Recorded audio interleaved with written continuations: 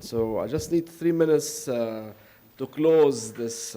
I'm not going to speak anything on the content because I think it was a very, very interesting panel, and it gave us a lot of ideas to build on and perhaps do more on this subject. And we will be doing more. We've been actually dealing with the issue of the return and the future of Syria, and we'll continue to do so.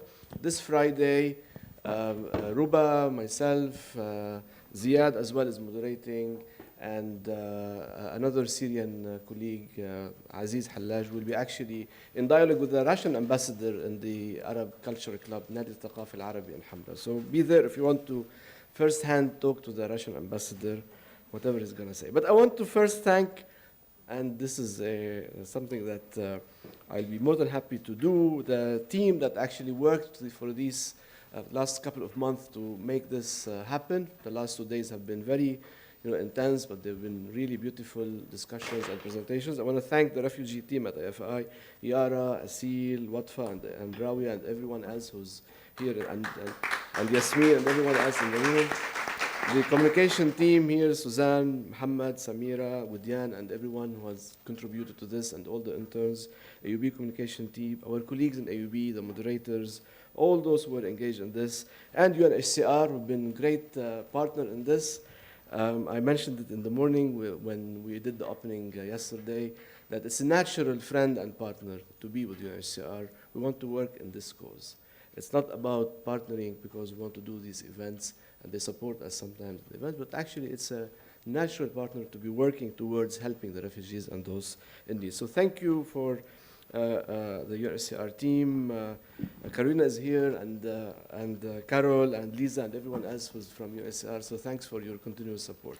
I want to say 5 points that I learned from these 2 days, and we've been learning from them. We really need more synergy among us here in AUB. The initiative in itself is to build this synergy, and we've been trying to do it, and we intentionally brought everyone in interdisciplinary panels, and we will continue to do so. In education, there are 6 or 7 units, departments, centers, faculties working on the education for refugees, and we need to bring them together more and more. Carmen now is working on education, so we need to bring more and more people working on refugee education as a key subject to engage in. But we need to talk more to our partners in the government, in the UN, in civil society, and those who are working in the subject. We need to build those bridges more and more. We've been doing it, of course, but we need to do it more and more.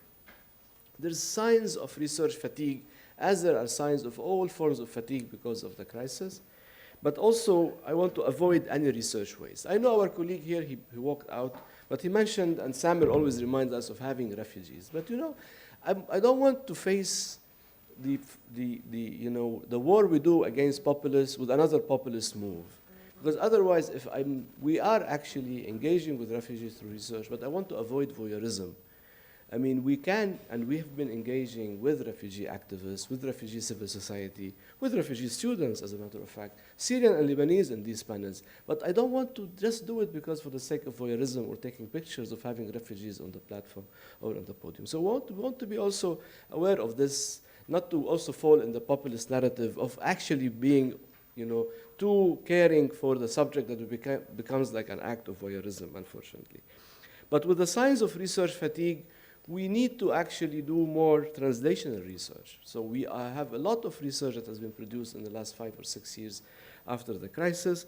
So we need to do more translational science. I think there's a lot of the research that we have been doing. We need to translate it in good language for practitioners. Language, I mean in a useful way to practitioners, to policymakers, and to the media, and to all other partners that can use it. And we need to be inclusive of students more and more. I mean, the panel with students was amazing, and I think we need to engage further with students. I know it's not easy to get students because they're busy with their exams and assignments, but we need to get them more and more into our projects. And I will end with something that was mentioned in the students panel, but also it was mentioned early on in the panel on resilient livelihoods. I think we are, we work by the assumption of hope. We're assuming that whatever we do, we want to keep hopeful that things will be better in the future. Samir, remember in the Lancet Commission on Syria, we put the narrative of hope as something we need to work on for the future of Syria. But I will end with as people do, with a quote from Martin Luther King, that we want to, if you want, what we do, as a matter of fact, as if like we're carving a tunnel of hope through this dark mountain of, disappointment around us. So we'll continue actually to really work by the narrative of hope that we're trying to put for everyone. So thank you very much for these 2 days and for joining us. Until we meet next year in the 3rd forum for AUB4Refugees, have a lovely winter. Thank you.